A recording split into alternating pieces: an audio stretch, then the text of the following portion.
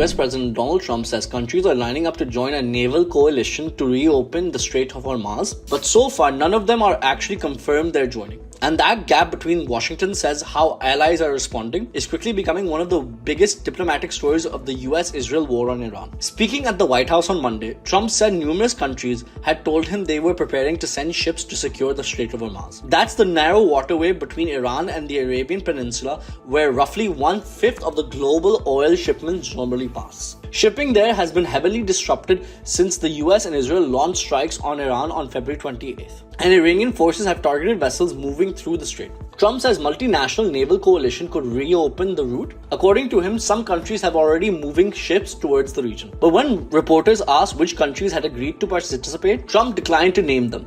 He said the Secretary of State Marco Rubio would announce it that later.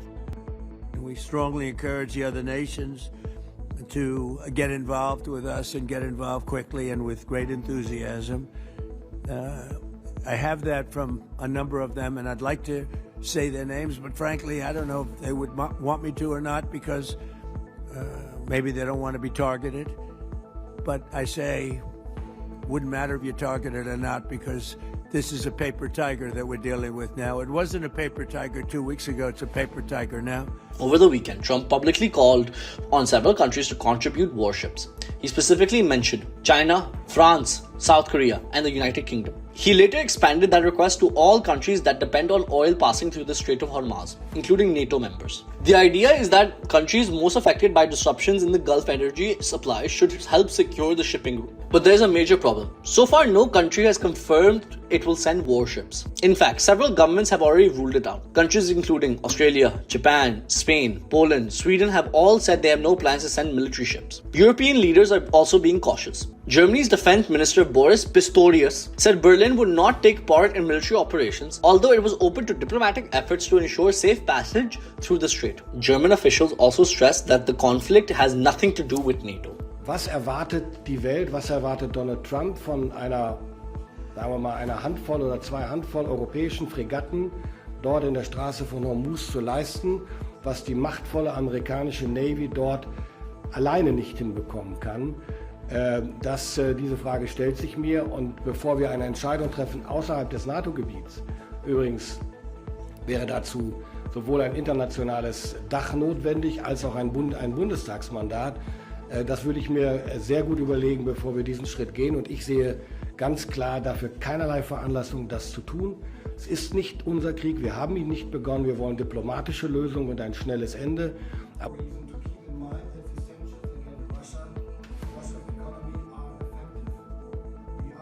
how close are we to NATO falling apart? I think we are not very close to that, not at all. I mean, we have a situation which we did not provoke, which we don't cause at all. This war started without any consultations before. We have a big responsibility, a very important responsibility for the eastern flank and the high north, as I mentioned earlier, and we stay committed to that, but we can't be anywhere on the world, and we can't be at every place to support a war which we didn't start. So it is about to find ways to solve the situation diplomatically.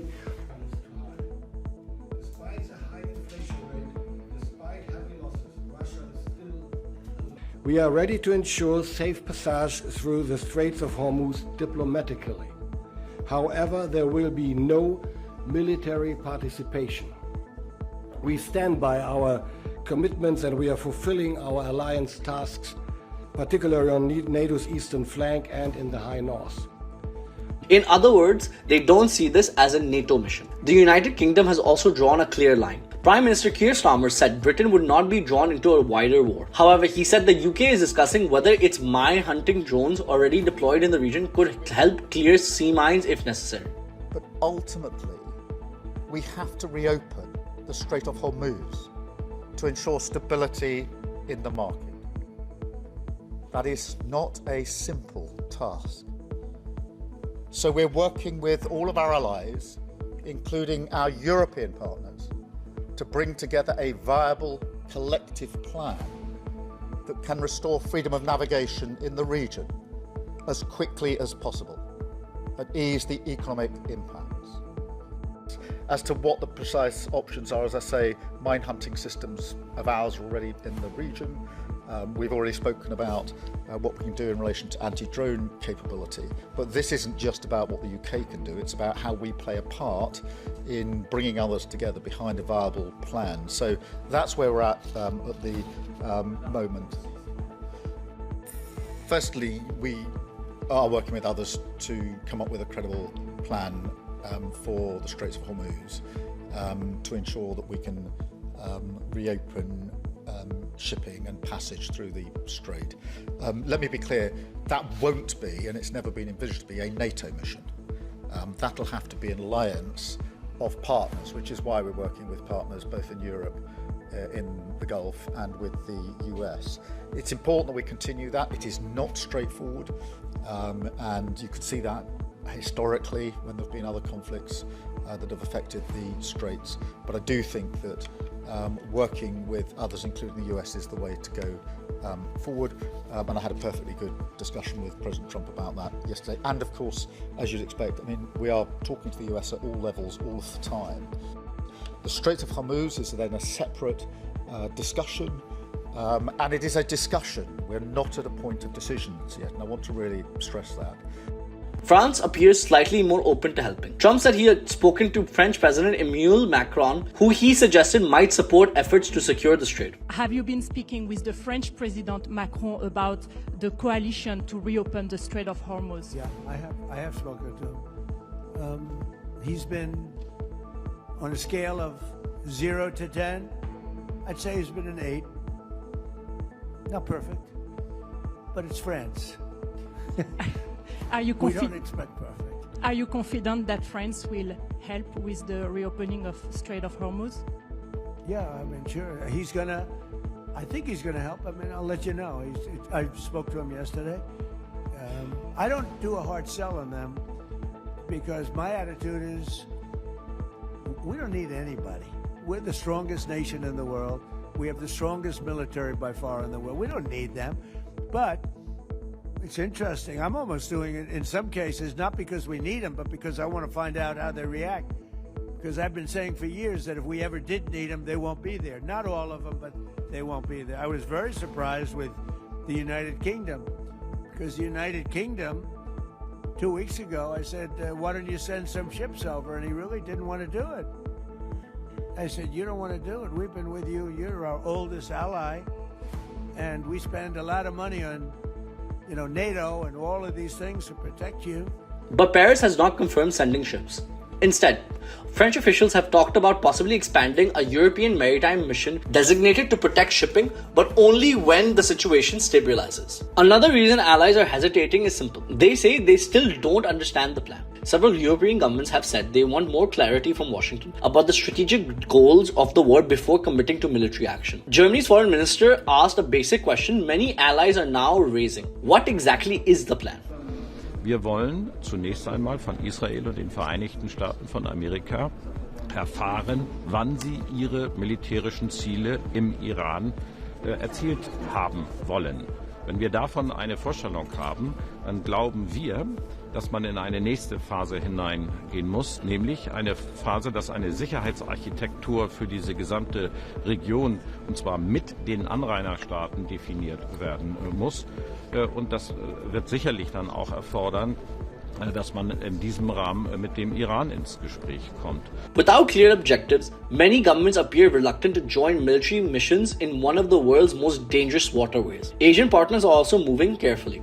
South Korea, which imports about 70% of its oil from the Gulf, says the issue requires very careful deliberation. Seoul confirmed it is in discussions with Washington, but has made no commitments about sending ships. 모든 일을 결정하는 데 있어서 헌법과 법률에 따라 할 것이고, 그런 과정에서 우리 상임위원회에 소상히 말씀드릴 것을 분명히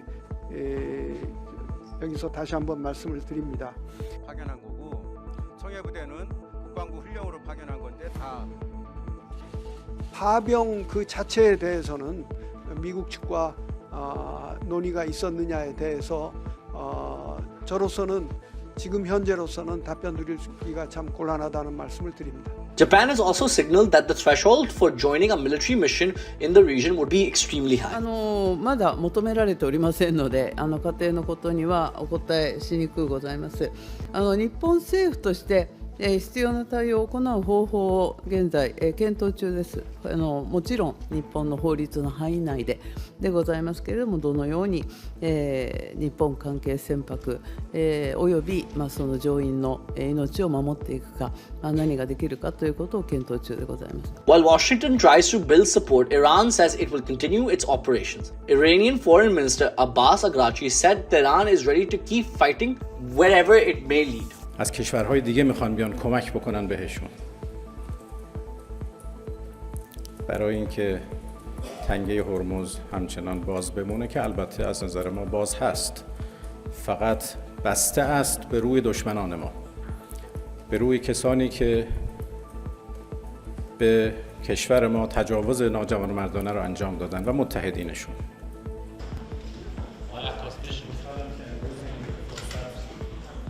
هیچ پیامی ارسال نکردیم.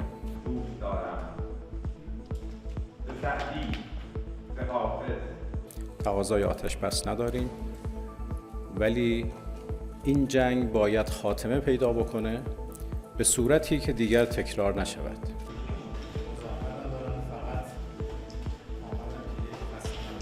Iran has already targeted multiple ships in the strait since the war began. The conflict has also pushed global prices above $100 per barrel, creating economic pressure around the world. The Strait of Hormuz is one of the most important energy routes on the planet. Between 20 to 30% of the global oil consumption passes through it. If it remains disrupted, the energy prices could rise further and global markets could face major shocks. That's why Washington is trying to build an international coalition. But the early reaction from allies shows something important. Many countries are worried about the strait, but they are not eager to join the war that created the crisis. So for now, Trump says countries are preparing to join his naval coalition, but most allies are responding with caution or outright reluctance. And until Washington can convince partners to participate, the plan to reopen the Strait of Hormuz may remain more of an idea than a functional coalition.